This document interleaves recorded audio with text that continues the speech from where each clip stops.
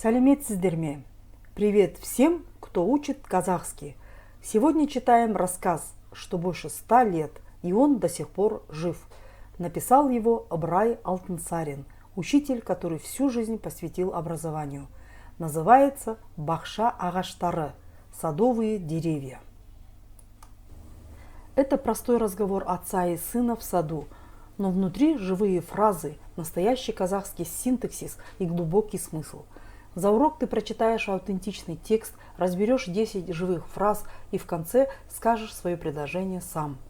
Поехали, оставайся до конца, там самое интересное.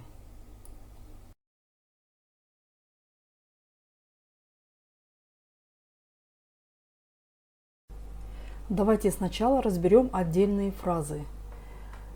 Потом я прочитаю весь текст. Жаздың әдемі бір күнінде.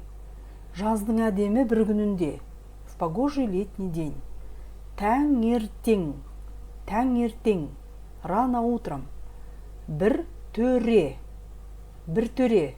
Один господин. Өзінің баласымен. Өзінің баласымен. Со своим сыном. Бақшаға барып. Бақшаға барып.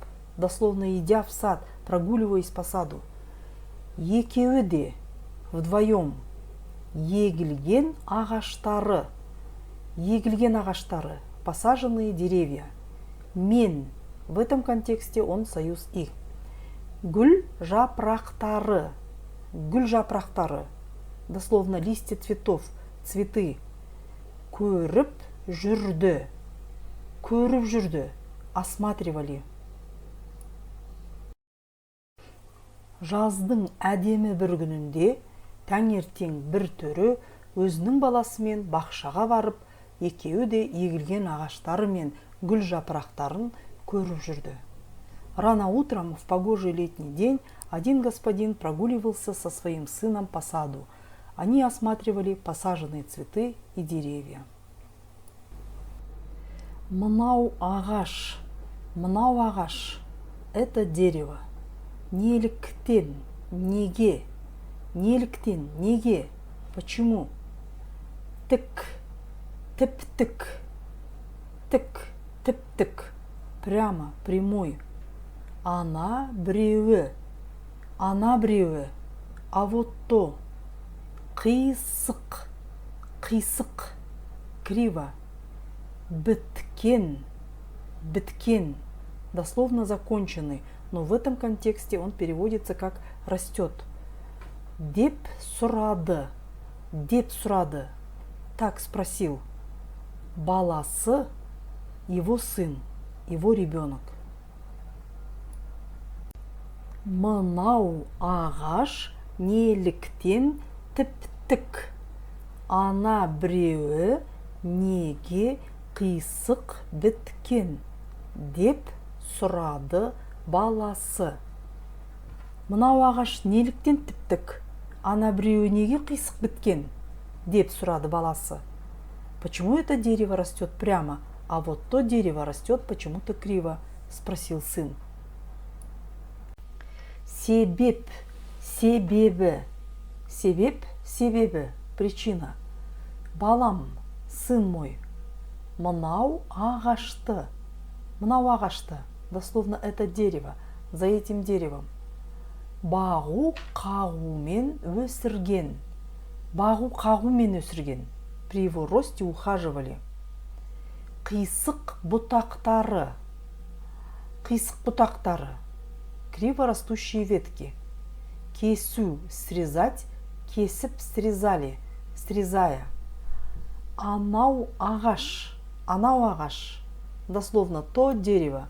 За тем деревом. Бағусыз. Бағусыз. Не было ухода. Өз шығу қалыбымен.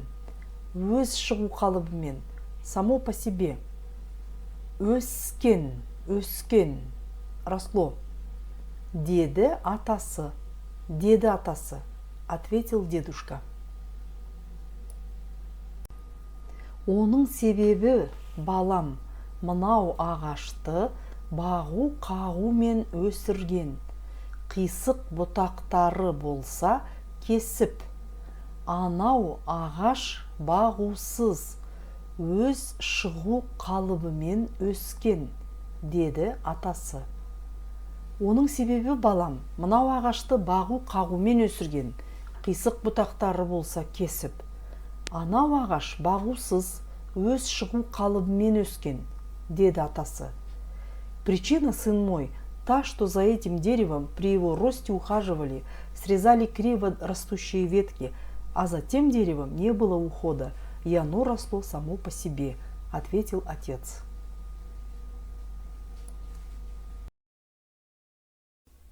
Олай болса, если так, бағу қағуда от ухода, көп мағына, большой смысл, польза, бар екен ғой,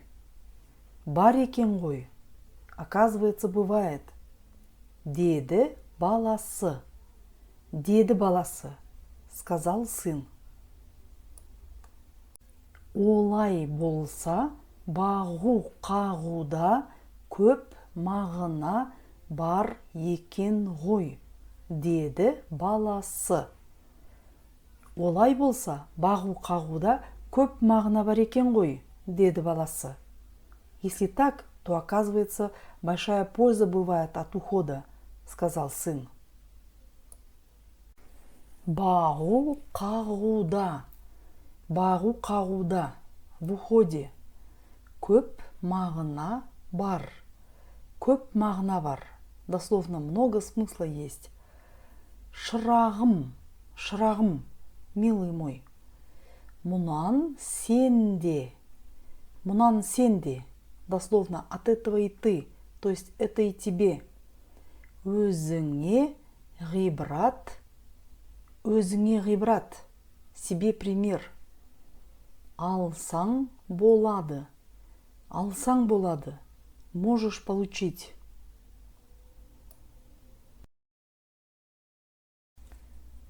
Бағу қағуда көп мағына бар, шырағым, мұнан сен де өзіңе ғибрат алсаң болады.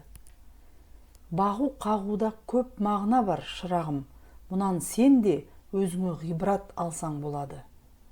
Нет сомнения, милый мой, в том, что в уходе есть большая польза, ответил отец. Это и тебе может послужить примером. Сен жас ағашсың. Ты молодое дерево. Саған да, и тебе. Күтім керек.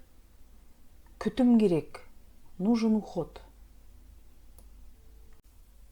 Сен жас ағашсың. Саған да күтім керек. Сен жас ағашсың. Саған да күтім керек. Ты ведь тоже похож на молодое дерево. За тобой также нужен уход. Мен сенің қате істеріңді түзеп. Если я, поправляя твои ошибки, пайдалы іске үйретсем, буду тебя учить хорошему. Сен менің айтқанымды ұғып, а ты, слушаясь меня, орнына келтірсең, будешь исполнять мои советы, жақсы түзу кісі болып өсерсің. То ты будешь расти правдивым, хорошим человеком. Сен менің айтқанымды ұғып, орнына келтірсең, жақсы түзу кісі болып өсерсің. Сен менің айтқанымды ұғып, орнына келтірсең, жақсы түзу кісі болып өсерсің. Если я, поправляя твои ошибки, буду тебя учить хорошему, а ты, слушаясь меня, будешь исполнять мои советы, то ты будешь расти правдивым, хорошим человеком. Бағусыз бетіңмен кетсең, если же ты будешь расти без присмотра, сен де мынау қисық біткен ағаштай, то ты тоже, как это кривое дерево, қисық өсерсің, будешь расти кривым. Бағусыз бетіңмен кетсең, сен де мынау қисық біткен ағаштай қисық өсерсің, деді. Бағусыз бетіңмен кетсең, сен де мынау қисық біткен ағаштай қисық өсерсің, деді.